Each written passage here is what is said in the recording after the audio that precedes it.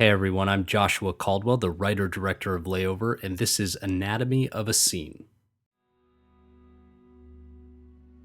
When we initially started thinking about the lookout scene and how we were going to pull it off, the idea was to find a somewhat secluded lookout area and use some battery-powered lights and shoot the full six-page scene up there.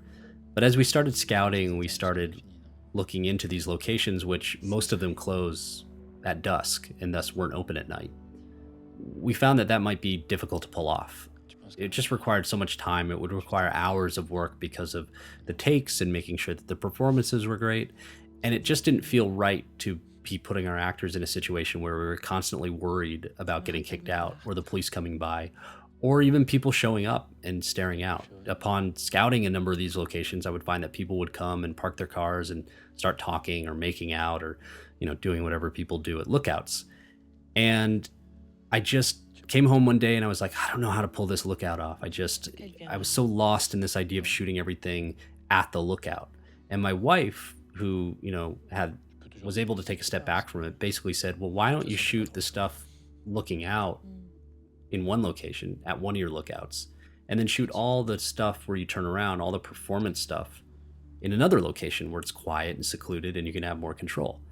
And I went, duh. I don't know why I didn't think about that, but I'm glad I married you. And that's essentially what we did. So when we scouted this lookout, which is up on Mulholland, just above the Hollywood Bowl, I knew that it was one of the last locations that the park police closed at night. So the sun went down around 8 o'clock and they would close at around 10:30. We couldn't really start shooting any earlier than 8:30 because there would still be a lot of blue in the sky. So you'd see that it was not quite night. So what we did was we got up there. We had brought the 5D and we brought the sound equipment so that we could have reference audio. And we basically sat them down. And I said, just do the scene 3 times. Doesn't matter if the lines are correct, just roll with whatever you know at this point and just do it. So we did it 3 times before we eventually got kicked out. I did a wide shot, I did a super over the shoulder close up, and then I did sort of the medium shot that appears a couple times.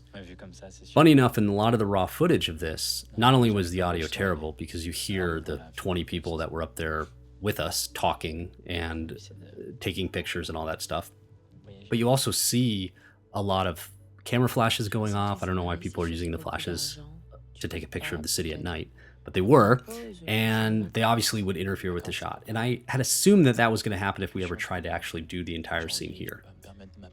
And then what we did was just all that stuff just got cut out. It didn't matter. We chose the best stuff, which we weren't going to be on too much anyway. And then this location for the turnaround was at my buddy's backyard up in Laurel Canyon, where it was really quiet. It had this sort of foliage behind them that would give the impression of them being at the lookout and just gave us a ton of control and really allowed for us to get the best performances possible.